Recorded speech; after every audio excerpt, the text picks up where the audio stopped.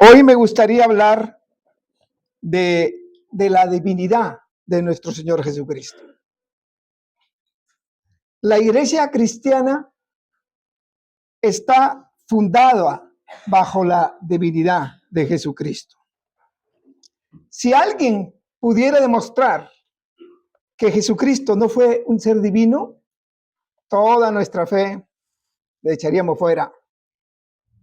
Todo se derrumbaría, no tenía sentido que las iglesias siquiera se reúnan. ¿Qué dice el diccionario de la palabra divinidad? Naturaleza divina y esencia del ser de Dios. Ser divino que las diferentes religiones atribuyen a sus dioses. Lo divino, por supuesto, no se puede comprender en su totalidad con una mente humana. Hay que aceptar que es divino. Hace unos 2000 años ocurrió el acontecimiento más grande de la historia de la humanidad.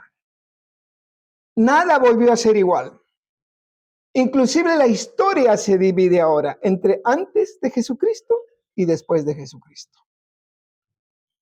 Es difícil encontrar un lugar en el mundo ahora donde nadie haya escuchado hablar de nuestro Señor Jesucristo.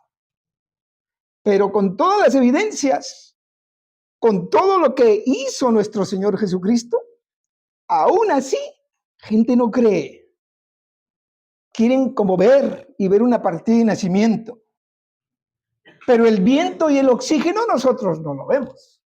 Pero sabemos que existe, ¿verdad? Cuando estuvo Jesucristo en la tierra, los líderes religiosos se esforzaban muchísimo por negar la verdad, por negar los milagros que hacía. Todo lo querían destruir, querían esconder.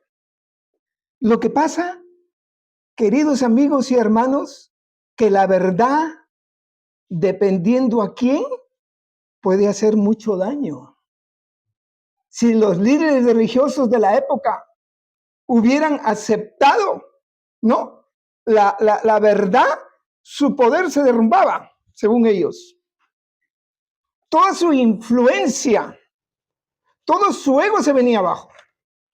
Porque la verdad es difícil aceptarla. Pero nosotros como cristianos tenemos un tesoro muy grande sabiendo de que a pesar de nuestros fallos, vamos con la verdad por delante.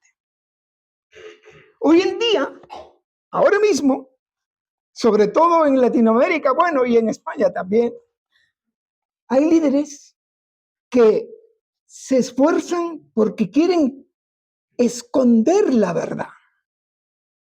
No quieren que se sepa la verdad.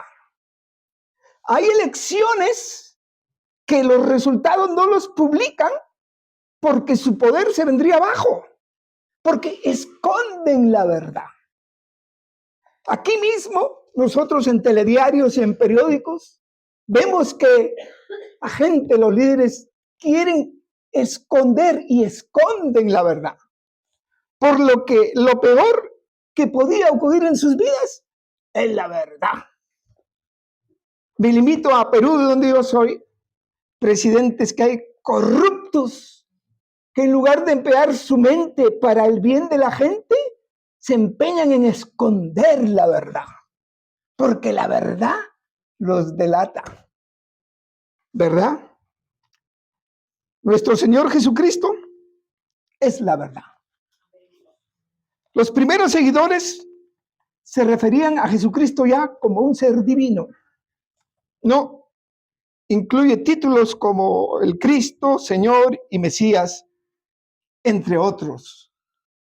Aunque el Antiguo Testamento ordenaba no adorar a nadie, sino solo a Dios, Jesús como que aceptó que lo adorara. Porque era un ser divino, es un ser divino. El leproso, cuando lo sanó, antes le preguntó: Señor, si quieres puedes sanarme. se dirige a él como Señor. El alto dignatario, Jairo, se arrodilló ante él. Mi hija acaba de morir. Ven, Señor, y pon tu mano sobre ella y vivirá. Rendidos a Cristo y a largo, etcétera, de todos ellos, ¿no? Los discípulos oraban a Jesús. Ya sabían que era Dios. Oraban a Jesús. Cuando lapidaron a Esteban, si alguien no ha leído por completo el discurso de Esteban, ese es algo grandísimo. Lo lapidaron y cuando estuvo a punto de morir, ya agonizando, dijo: Señor Jesús, recibe mi espíritu. Y puesto de rodillas, clamó a gran voz. Dijo: Señor, no le tomes en cuenta este pecado. Habiendo dicho esto, durmió. Y había un personaje ahí que conocemos todos que aprobaba su muerte. ¿Quién es? Pablo. Pablo estaba ahí como testigo, porque todavía no conocía la divinidad de Jesús, ¿verdad? Ya después la empezó a conocer.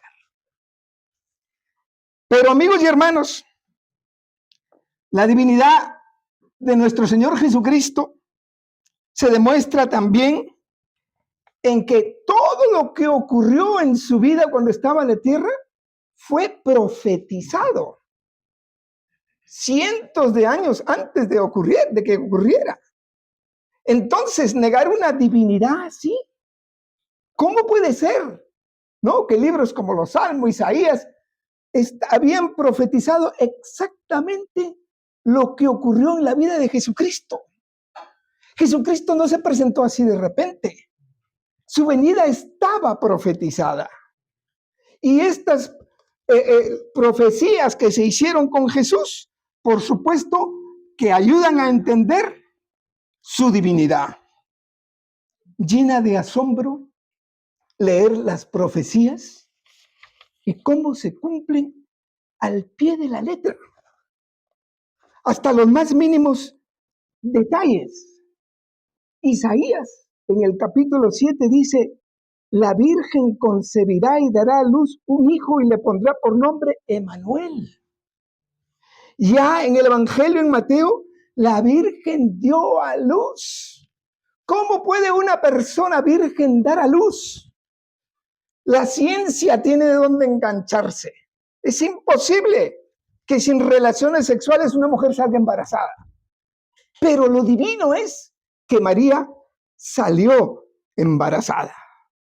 Un hecho extraordinario, imposible para el hombre, pero posible para Dios.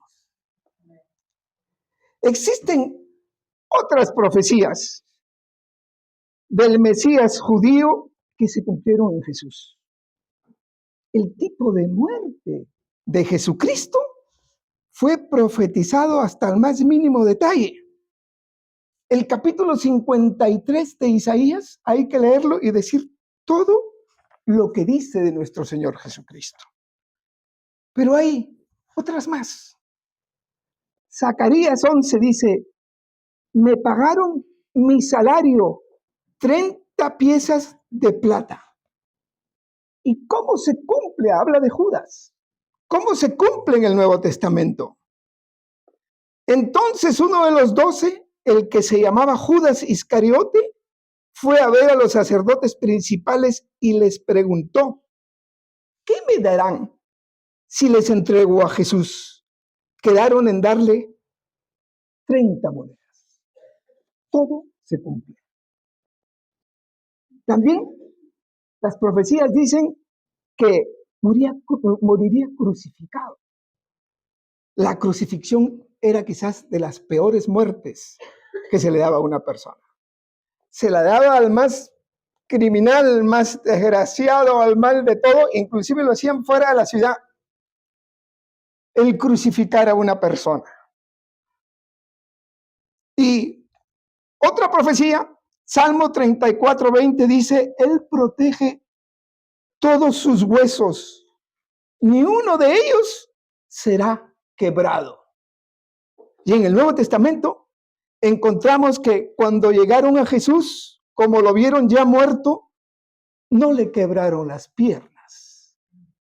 La costumbre de ese entonces de los judíos, de los soldados romanos, era romper las piernas de los que estaban crucificados. ¿Por qué rompían las piernas? Leí un libro una vez que un médico americano pidió la colaboración de 3 jóvenes, ¿no? 30 años, y los crucificaron. Lógicamente sin hacerles daño, pero simplemente crucificados. Era terrible lo que contaba. Unas calambres horribles, un dolor, una dificultad para respirar, y después, por tener piedad de todos ellos, les rompían las piernas. En la cruz, abajo, había una tabla donde apoyaban sus pies. Entonces, cuando el crucificado llegaba a la cima del dolor y del sufrimiento, tenía dificultades para respirar. Entonces, ¿qué hacía? Se apoyaba en ese madero y como tiraba para arriba para poder respirar. Tenía que debatía entre respirar o morir. Y como un acto de piedad, los soldados romanos le quebraban las piernas. Y al quebrarle las piernas, ya no podían apoyarse en este madero. Y entonces ellos morían de asfixia. Pero cuando llegaron a nuestro Señor Jesucristo, lo encontraron ya muerto. ¿Por qué lo encontraron muerto? Porque Jesucristo había sufrido mucho. Lo habían flagelado. En el camino lo habían escupido, lo habían flagelado, había sangrado mucho. Y la corona de espinas que le pusieron no es una corona cualquiera, es una corona grande, con púas de espinas grandes y se lo encajan en la cabeza, ¿no? Entonces, cuando llegó a la cruz estaba ya muy débil. Y cuando los romanos lo vieron muerto, ya no le rompieron las piernas. Ya no le rompieron las piernas porque estaba muerto, pero principalmente porque estaba profetizado 600 años antes de que no le rompería las piernas. Todo se cumple al pie de la letra. En la Biblia encontramos que también todas las promesas de nuestro Señor Jesucristo se han cumplido, y si no se han cumplido, se cumplirán al pie de la letra. Por eso es que nosotros estamos aquí, para aprender nuestro Señor Jesucristo, para aprender lo que Él quiere de nosotros y para levantarnos el ánimo. Uno puede llegar aquí hundido, triste, lo que sea, pero sabiendo todo esto, más importante tener ese ánimo, pero el ánimo cristiano, ese que da vida y esperanza a una persona. Ese ánimo que viene de nuestro Señor Jesucristo anima a una persona que le esté pasando muy mal, convencerse de que Dios vendrá y ayudará y siempre responderá.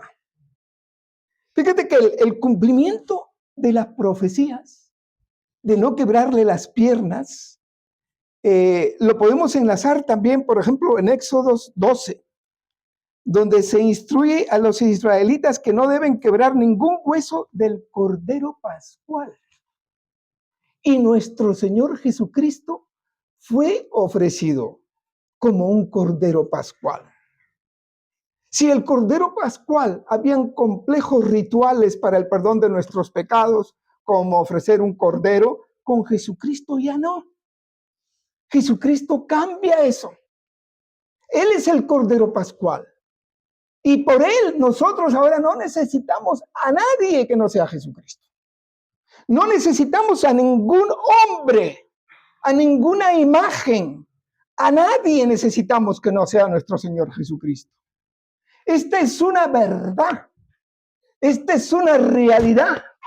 Pero a mucha gente le cuesta. No quiere aceptar esta verdad. porque posiblemente su poder se derrumbaría y se venía abajo. También, a la hora de ofrecer un cordero, el cordero tenía que ser perfecto.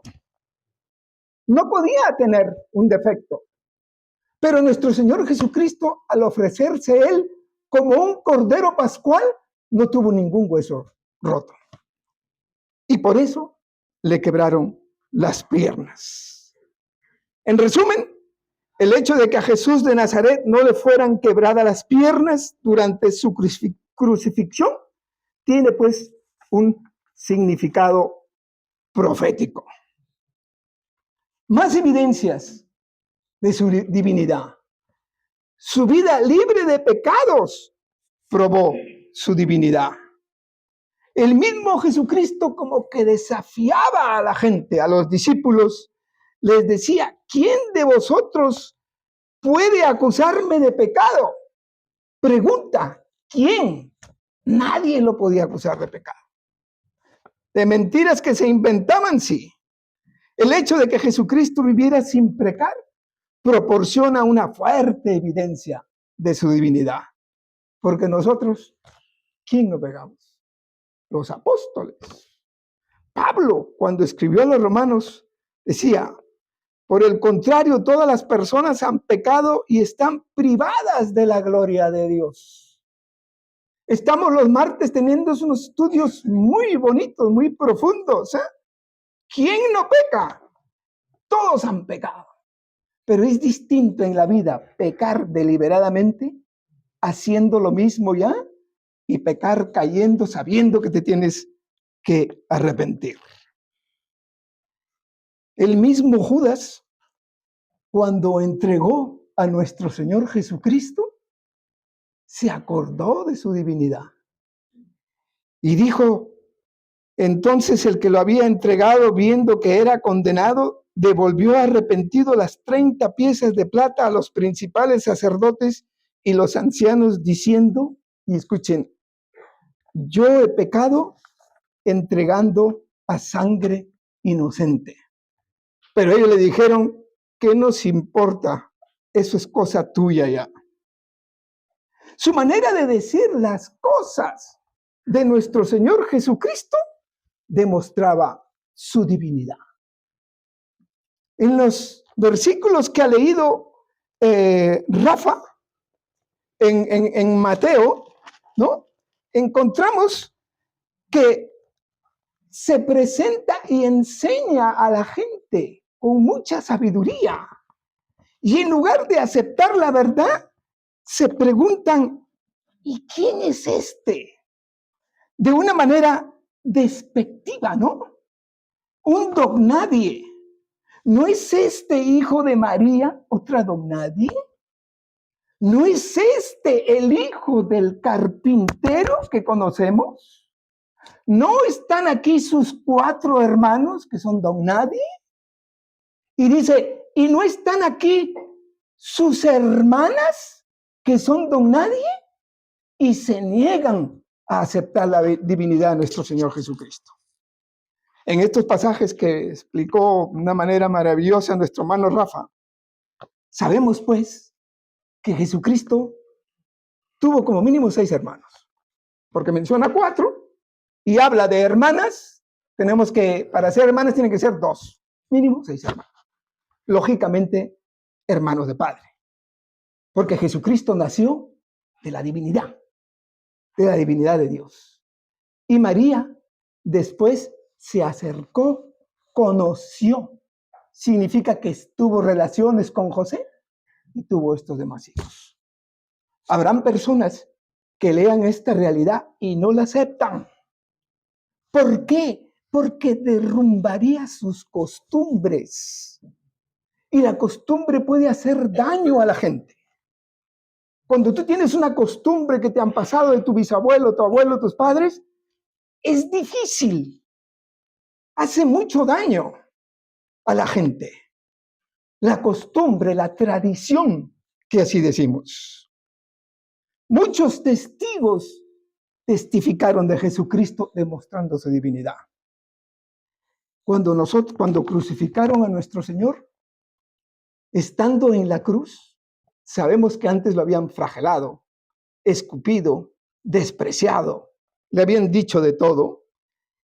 Y uno de los centuriones y los que estaban con él custodiando a Jesús, al ver el terremoto y las cosas que habían sido hechas llenas de miedo, dijeron, verdaderamente, este era hijo de Dios. Qué remordimiento de conciencia para tan grande que debe ser esto no. Lo habían flagelado, escupido, lo ven y ven que lo que había prometido se hace realidad. Dicen, verdaderamente, este es el Hijo de Dios. Solamente lo perteneciente a la divinidad de Jesucristo, puede explicar la vida de Pablo. Ese hombre que testificaba con Esteban ahí y preparado para ir en busca de cristianos, menudo cambio que da en su vida. Es más, cuando escribe cartas a los romanos, dice, tengo por cierto que las aflicciones del tiempo presente no son comparables con la gloria venidera que en nosotros ha de manifestarse. ¿Cómo un hombre pasa de tanto odio a predicar a nuestro Señor Jesucristo? Dice, quiero conocerlo a Él, y a Él, y a Él, y solamente a Él. Solamente la divinidad de Jesucristo puede hacer entender a una persona lo que ocurrió. Es curioso que también Pablo, cuando escribió a los Corintios, les dice que se había hecho maravillas y después se me presentó a mí como un abortivo, dice, como alguien que no soy nadie. Pero amigos y hermanos, si todo esto no es suficiente evidencia para demostrar la divinidad de nuestro Señor Jesucristo, queda otra, pues, la más grande de todos, que ya muchos nos imaginamos, y me refiero a la resurrección. La resurrección de nuestro Señor Jesucristo. Muchos testigos se aparecieron, ¿no? Y cuando los discípulos y María van a la tumba, ¿no? Van a visitar a Jesucristo, dice, el ángel dijo a María Magdalena y la otra María, no temáis vosotras, porque yo sé que buscáis a Jesús, el que fue crucificado. No está aquí, pues ha resucitado, como dijo. En la tumba donde supuestamente enterraron a Jesucristo en Jerusalén, está vacía la tumba, pues. Y hay un letrero que dice, no está aquí, ha resucitado. Esa es una verdad, pero esa es una gloriosa verdad, hermanos. Esa es una gloriosa verdad. Y nosotros sabemos que nuestro Señor Jesucristo hizo todo lo que hizo porque siempre quiere extendernos una mano. Siempre tiene una mano extendida para todos nosotros. Ahora, mi pregunta es, ¿cómo respondemos nosotros? ¿O qué más queremos saber de nuestro Señor Jesucristo? ¿Qué más queremos saber para convencernos de que nada hay mejor que entregar nuestras vidas a Él? Nuestro Señor Jesucristo hizo lo imposible y lo que parece imposible para Dios, para nosotros es posible. Que no le quepa a nadie aquí la más mínima duda de que si nosotros estamos pasando de momentos difíciles, como yo, momentos duros, ¿no? A veces como que se te bloquea la mente, ¿eh? Y dice, Señor, ¿por qué me tiene que pasar esto a mí? Yo leo, te oro y creo, y me siguen pasando cosas que realmente son desagradables para mí, Señor. Pues eso que tú estás pasando esa tristeza, esa oración que tienes presentada a Dios que todavía no te responde, que no te quepa la más mínima duda, hermano. Está en manos de Dios. Han llegado a Él, sino que nosotros, con nuestra mente humana, nos distraemos y pensamos que no es así. No es un sentimiento nuevo para nosotros. Ocurrió antes, desde hace mucho tiempo. Y por eso es que es mi esperanza de que cada día sea un día nuevo en nuestras vidas. Señor, hoy me levanto, gracias por lo que tengo, Señor. Por lo que no tengo y deseo, ya me toca esperar. Hay testimonios cristianos, testimonios aquí mismo en esta iglesia, de hermanos que te cuentan lo que ha ocurrido en sus vidas y dice, ¡wow!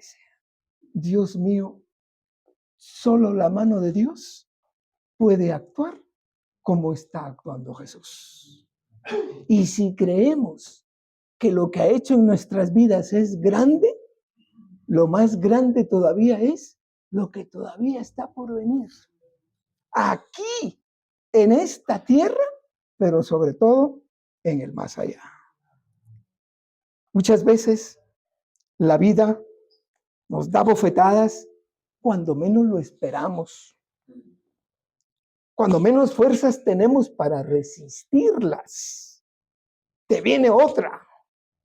Y dice, pues oye, ya no va. Pero nosotros tenemos un compañero llamado el Espíritu Santo que intercede por nosotros, nos dicen las Escrituras. Intercede con gemidos indecibles. De manera que en esa situación de depresión, de dolor, el Espíritu Santo está intercediendo por nosotros. Está hablándole a nuestro Señor Jesucristo por nosotros. De manera que es perfectamente válido, como he dicho en otra ocasión, que una persona, un cristiano, que no entiende lo que ocurre, simplemente orar, rendirse a Dios y decir, Señor, ni siquiera sé qué pedirte, pero mi deseo profundo en mi corazón es seguir adorándote, Señor, seguir a tu lado, seguir involucrado en los acontecimientos, en los actos de la iglesia, fortalecer mi fe cada día, porque todavía queda mucho por ver. Hay grandes maravillas que todavía no hemos visto, pero que las veremos aquí y allá. Amén. Señor los bendiga, hermanos.